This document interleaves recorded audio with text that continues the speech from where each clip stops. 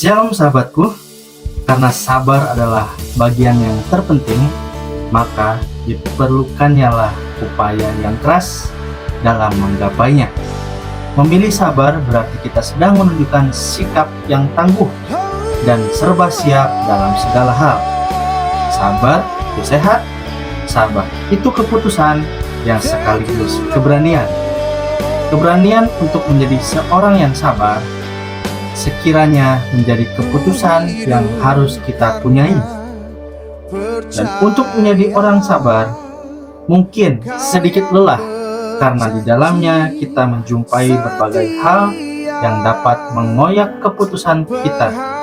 Namun, jika kita melihat dalam kenyataan hidup kita sehari-hari, banyak orang sukses dalam hidup mereka karena mereka memiliki yang namanya kesabaran. Kita sebagai umat Kristen tentu telah banyak mendengar, bahkan membaca berbagai kisah menarik dari tokoh-tokoh Alkitab, yang mana mereka menunjukkan sikap sabar mereka terhadap kenyataan yang sedang dihadapi. Karena itu, catatan hidup mereka sekiranya dapat menjadi rujukan bagi kita dalam belajar untuk menjadi seorang yang sabar. Saya teringat beberapa tokoh Alkitab yang hidup penuh sabar dan patut untuk kita teladani. Yang pertama yaitu Ayub. Ayub salah satu tokoh yang dikenal sabar dalam kitab Perjanjian Lama. Ayub dalam kisahnya mengalami penderitaan yang sangat luar biasa, mulai kehilangan harta benda hingga kehilangan ke-10 buah hatinya. Tak cukup di situ, Ayub sendiri mengalami penderitaan fisik yang dialaminya. Ada dua hal menarik dari tokoh ini. Pertama, yang dapat kita lihat di Ayub 1 ayat 9-10. Dia menjawab istrinya dengan menunjukkan kesetiaan dan ketetapannya untuk tetap berbakti kepada Tuhan dengan penuh sabar. Kedua, dari Ayub 1 ayat 11-13, sebagaimana yang kita lihat di sana adalah kesetiaan dari para sahabatnya. Ini menarik, ketika kita sabar terhadap Tuhan dan juga orang lain, dan pada lain kesempatan orang itu juga memperlakukan hal serupa dengan kita. Yang kedua yaitu tokoh Nuh.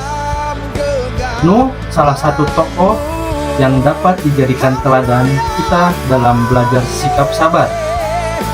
Nuh menghabiskan waktu yang tidak sedikit untuk membuat kapalnya, yang mana ia dan istrinya hidup selama 380 hari dalam kapal yang dibuatnya. Hidup Nuh sempat menjadi tidak pasti, namun dengan kesabarannya ia tetap menunggu kebaikan dari Tuhan untuk memberi tanah dan kesempatan untuk memulai hidup yang baru. Dan ketiga yaitu Musa. Cinta kita terhadap tanah kelahiran dan asal muasal keturunan kita selalu melekat.